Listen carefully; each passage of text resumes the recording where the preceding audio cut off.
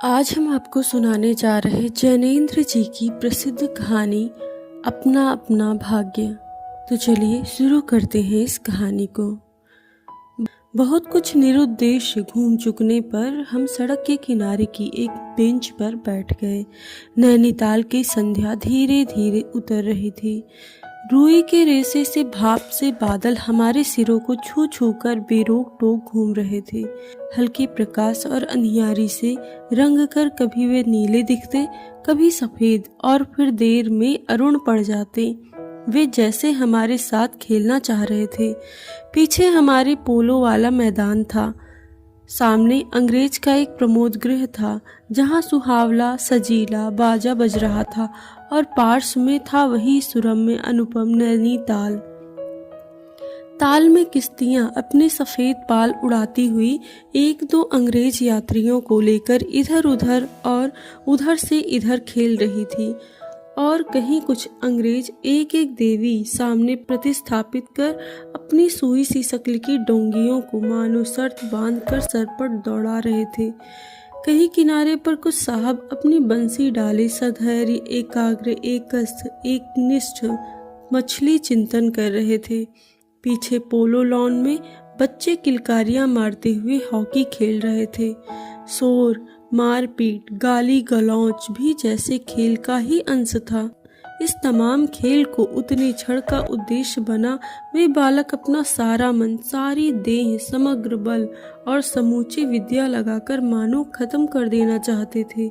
उन्हें आगे की चिंता ना थी, बीते का ख्याल ना था।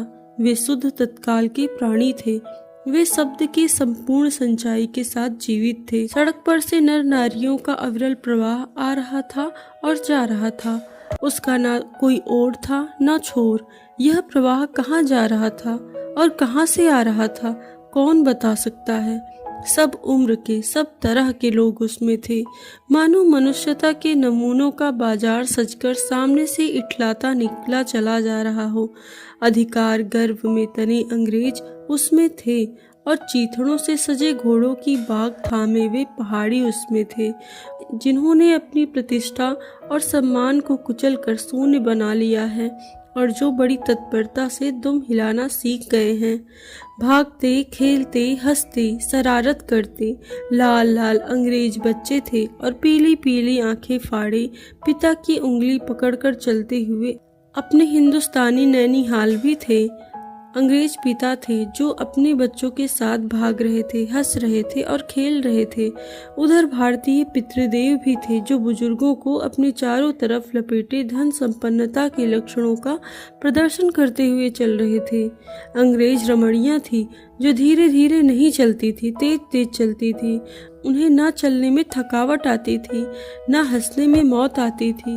वे दो दो तीन तीन चार चार की टोलियों में निशंक निरापद इस प्रवाह में मानो अपने स्थान को जानती हुई सड़क पर चली जा रही थी।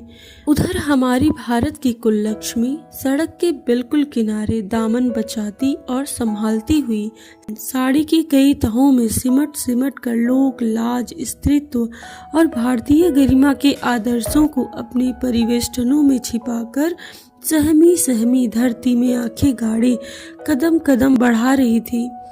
इसके साथ ही भारतीयता का एक नमूना था। अपने कालेपन को खरच खुरच कर बहा देने की इच्छा करने वाला अंग्रेजीदा पुरुषोत्तम भी थे, जो नेटिव को देखकर मुंह फेर लेते थे और अंग्रेज को देखकर आंखें बिछा देते थे और दुम हिलाने लगते थे। वैसे वे अकड़ कर चलते थे। इसके साथ ही साथ भारतीयता का एक और नमूना था। अपने कालेपन को खरच खुरच कर बहा देने की इच्छा करने वाला अंग्रेजीदा पुरुषोत्तम भी थे, जो नेटिव को देखकर मुंह फेर लेते थे और अंग्रेज को देखकर आंखें बिछा लेते थे, दुम हिलाने लगते थे। वैसे वे अकड़ कर चलते थे मानो भारत भूमि को इस अकड़ के साथ कुचल कुचल कर चलने का उन्हें अधिकार है। दृश्य 2। घंटे के घंटे सरक गए, अंधकार गाढ़ा हो गया, बादल सफेद होकर जम गए, मनुष्यों का वह तांता एक एक करके क्षीण हो गया। अब इक्का दुक्का आदमी सड़क पर छतरी लगाए निकल रहे थे। हम वहीं के वहीं बैठे थे। सर्दी सी मालूम हुई, हमारे ओवरकोट भीग गए थे। पीछे फिरकर देखा, यह लाल बर्फ की चादर की तरह बिल्कुल स्तब्ध और सुन्न पड़ा था। सब ओर सन्नाटा था। नीली लाल की बिजली की रोशनी दीप मालिका से जगमगा रही थी। वह जगमगाहट 2 मील तक फैले हुए प्रकृति के जल दर्पण पर प्रतिबिंबित हो रही थी और दर्पण का कांपता हुआ, लहरें लेता हुआ वह जल प्रतिबिंबियों को 100 गुना 1000 गुना करके उनके प्रकाश को मानो एकत्र और पुंजीभूत करके व्याप्त कर रहा था। पहाड़ों के सिर पर की रोशनियां तारों सी जान पड़ती थी। हमारे देखते देखते एक घने पर्दे ने आकर इन सबको ढक दिया। रोशनियां मानो मर गईं, जगमगाहट लुप्त हो गए। वे काले काले भूत से पहाड़ भी इस सफेद पर्दे के पीछे छिप गए। पास की वस्तु भी ना दिखने लगी, मानो यह घनीभूत प्रलय था। सब कुछ इस घनी सफेदी में दब गया।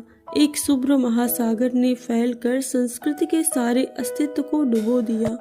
ऊपर नीचे चारों तरफ वह निर्भय सफेद शून्यता ही फैली हुई थी। ऐसा घना कोहरा हमने कभी नहीं देखा था। वह टप टप टपक रहा था। मार्ग अब बिल्कुल निर्जन हो चुका था। वह प्रवाह ना जाने किन घोंसलों में जा छिपा था। उस वृहदाकार शुभ्र शून्य में कहीं से 11 बार टन टन हो उठा, जैसे कहीं दूर कब्र में से आवाज आ रही हो। हम अपने अपने होटलों के लिए चल दिए। दृश्य 3। रास्ते में 2 मित्रों का होटल मिला। दोनों वकील मित्र छुट्टी लेकर चले गए। हम दोनों आगे बढ़े। हमारा होटल आगे था। ताल के किनारे किनारे हम चले जा रहे थे। हमारे ओवरकोट तर हो गए थे। बारिश नहीं मालूम होती थी, पर वहां तो ऊपर नीचे हवा से कण कण में बारिश थी। सर्दी इतनी थी कि सोचा कोट पर एक कंबल और होता तो अच्छा होता। रास्ते में ताल के बिल्कुल किनारे पर बेंच पड़ी थी। मैं जी में बेचैन हो रहा था, पर साथ के मित्रों की सनक कब उठेगी, कब थमेगी, इसका पता ना था। और वह कैसे क्या होगी, इसका भी कुछ अंदाजा ना था। उन्होंने कहा, आओ जरा यहाँ बैठे। हम उस चूते कोहरे में रात के ठीक 1 बजे तालाब के किनारे उस भीगी बर्फ सी ठंडी हो रही लोहे की बेंच पर जा बैठे। 5, 10, 15 मिनट हो गए। मित्र के उठने का इरादा ना मालूम हुआ। मैंने खिसिया कर कहा, चलिए भी। अरे जरा बैठो भी। हाथ पकड़कर जरा बैठने के लिए जब इस जोर से बैठा लिया गया तो और चारा ना रहा।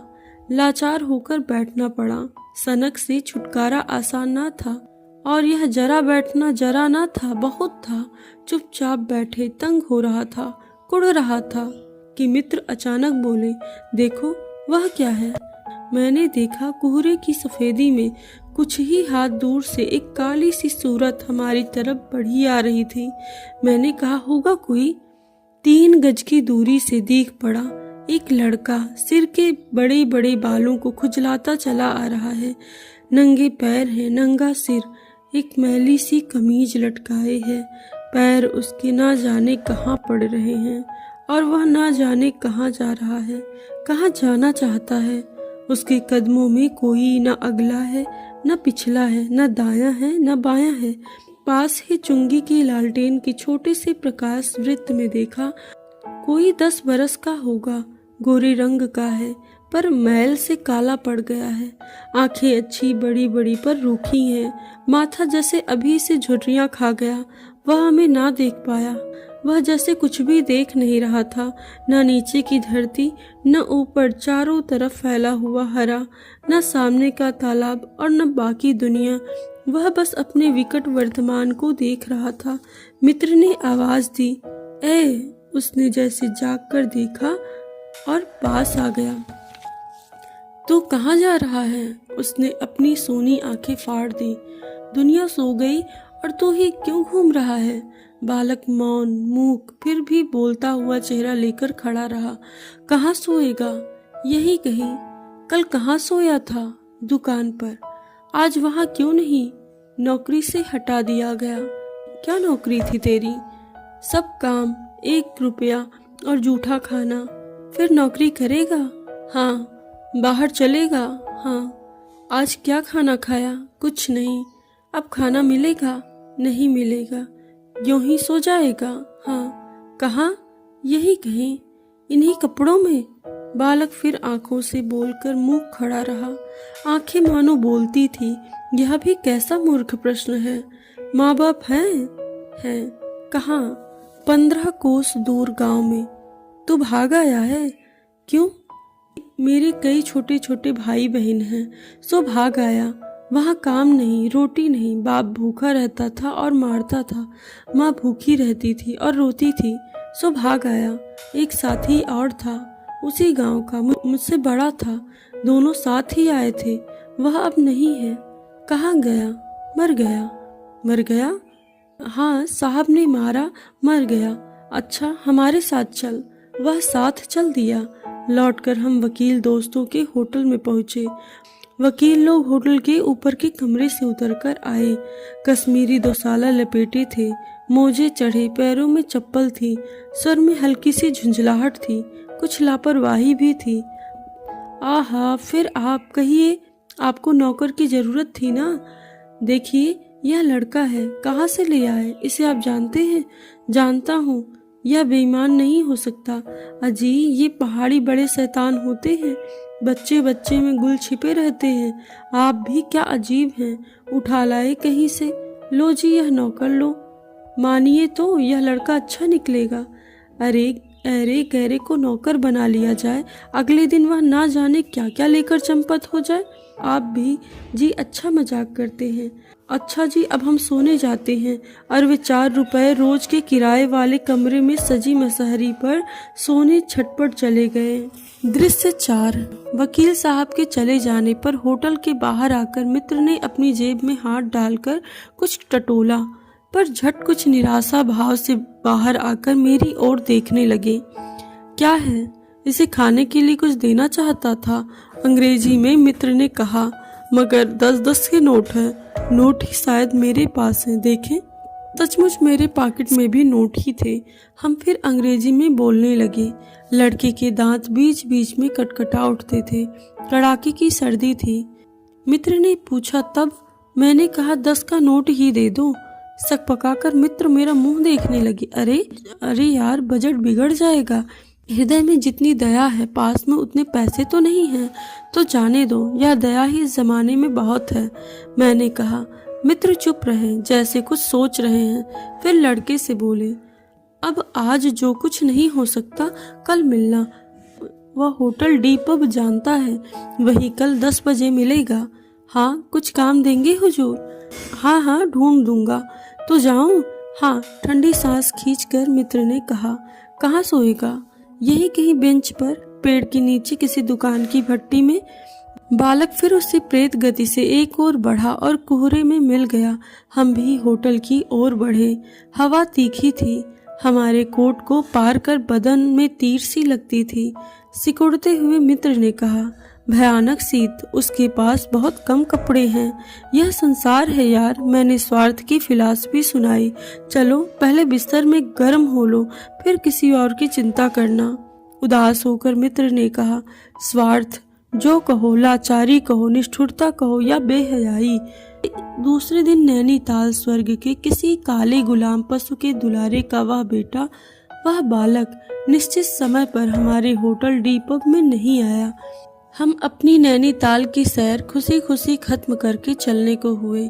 उस लड़के की आस लगाते बैठे रहने की जरूरत हमने ना समझी। मोटर में सवार होते ही थे कि एक समाचार मिला कि पिछली रात एक पहाड़ी बालक सड़क के किनारे पेड़ के नीचे ठिठुरकर मर गया।